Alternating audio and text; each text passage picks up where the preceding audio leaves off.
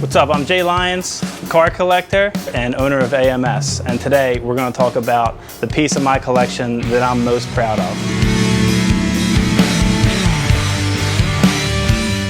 I've had a list for a long time of cars that I want to get. My car list is really long, but when it comes to trucks, there's really only one truck, and it's the 1990 F-150 Lariat Edition. What does the Lariat Edition mean?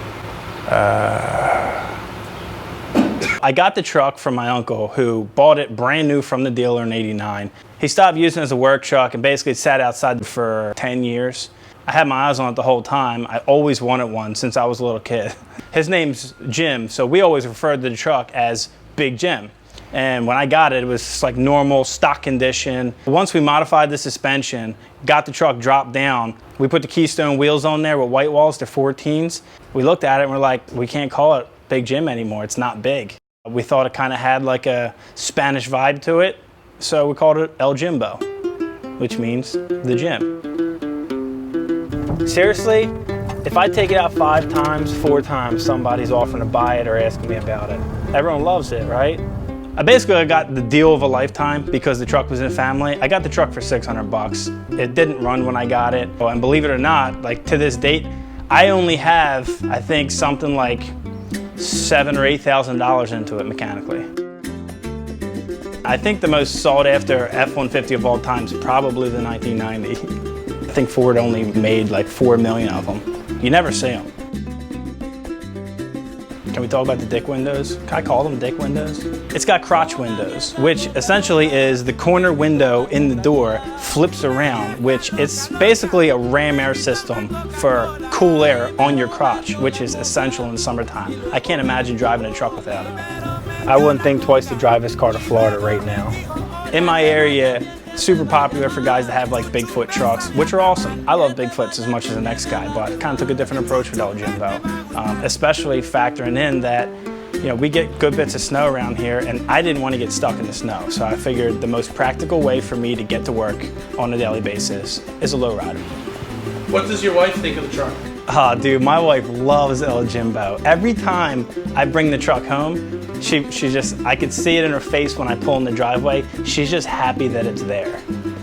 Anywhere I take it, I gotta worry about where I'm parking it and everything like that. I mean, I've already had to get the wheels redone, I think 3 times from hitting potholes. It's almost too nice to drive. El Jimbo's got it all. There is a smartphone holder in my gauge cluster. When I have it mounted in that spot, it doesn't interfere with anything, and you can actually see it through the steering wheel. It's perfect. It's almost like Ford knew about it 17 years before the smartphone actually came out. They always say when you buy a truck, you meet a lot of new people and you make a lot of new friends. And that's exactly how it was with this. I just moved to a new neighborhood. It's a pretty nice area. I'm sitting in the driveway. State trooper passes me by. I see him hook a U-turn. He comes back, shines his spotlight on my truck.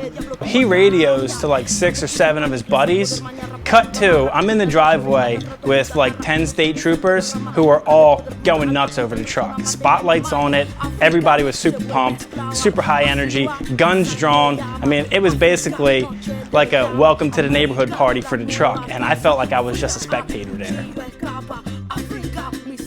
Like, I think about it sometimes, I'm like, what's my number? Like, what's the truck worth to me?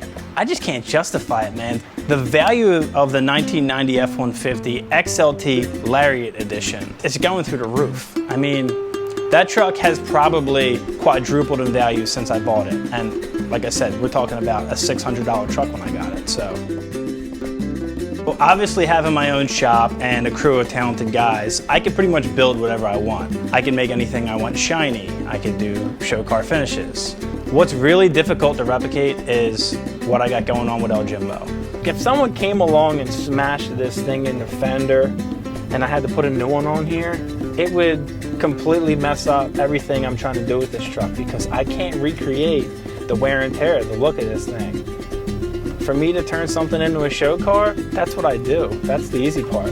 And people don't get that. A lot of times people are like, I don't understand why you like that truck so much. I'm just like, well, unless it's what you do, I don't know if you get it. It's fun. This is my favorite out of all my cars. Do you have any future plans?